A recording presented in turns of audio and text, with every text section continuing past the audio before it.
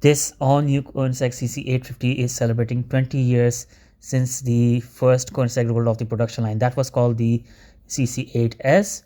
So it looks pretty much identical, but the CC850 has new headlights. There's an air intake underneath the headlights as well. The whole front end, everything is very, very similar to these CC8S, but the rest of the details, they are similar to the modern Koenigsegg. So it's a very nice mixture. So let's have a look at the wheels. You have the circular design like the CC8S, and those square indents, those are new. Coming to the rest of the body, you have now circular air intakes on the side, just like the CC8S. The newer cars are having much sharper looking air intakes, and this car is very, very sleek. So it has a 5-liter twin turbo V8 engine which makes 1170 horsepower. And if you put ethanol fuel in it, you can get 1365 horsepower. So this is a pre-production model, and the performance stats will be released soon. So let's have a look at the rear end now. You have new taillights, which are blacked out bulbs, a little similar to the CC8S. It has a retractable wing, but this wing is a little smaller than the one on the Regera, but the arms that are connecting it, those are pretty much identical. And of course, there's a little smaller because of the size of the smaller wing. The engine bay cover is very much similar to the C8S, and there's no glass here, so you cannot see the engine bay. But there is, of course, the iconic ghost badge.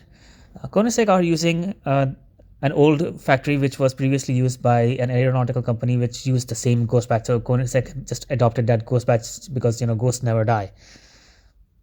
Now this is the interior, and yeah, it is a very nice place to be in. There's a lot of carbon fiber and leather, and yeah, it has a very unique gearbox. Maybe you might have heard of it. So this has a 9-speed automatic gearbox with a clutch, and because of that clutch, Koenigsegg say that you can drive this car like a 6-speed manual. So this is a hybrid gearbox design, which is very strange.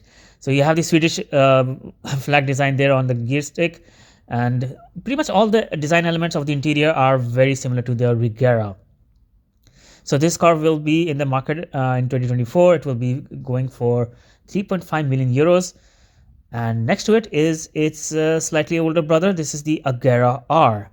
They both have pretty much the same engine, 5-liter twin turbo V8s, but the Agera R, this particular one, makes 1200 horsepower, a little more than the CC8S. The whole body of the Agera R is bare carbon fiber, and it looks incredible. So you can see some of the design elements are similar, but the CC850 looks, of course, like the CC8S. So you can see how much design has changed over the years. This particular Agera R is for 8.5 million dirhams, and I got a chance to sit in it, so there's a separate video of that. Now, if you want to see more videos of Koenigsegg, just head down to videos description for names and links. You can find videos of the Regeras, Vangesco, Gemera 4-seater Koenigsegg as well. Do check that out. And yeah, this Agera R is very, very rare. Only 18 of these cars exist. I've seen one more, and a very beautiful purple color car. Anyway, this is the rear end. You can see it's has a lot of grill to let the hot air out from the engine bay. Then it has a 3D printed titanium exhaust. It's just like all Koenigsegg's. It's incredible. It can do around 250 miles per hour, and 0 to 60 time is around 2.8 seconds. It's magnificent.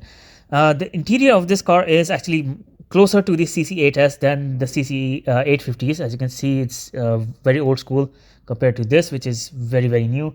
So the steering wheel, the computer screen, that AC grill at the top, all of those are from the Regera, but the dials it has in the instrument panel, those are completely new.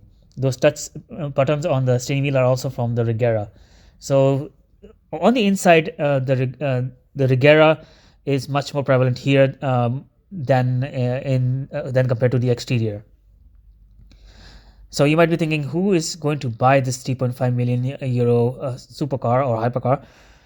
Let me tell you that Koenigsegg planned to make 50 of these CC850s, hence the name. But because of high demand, Koenigsegg actually had to increase the production to 70 units.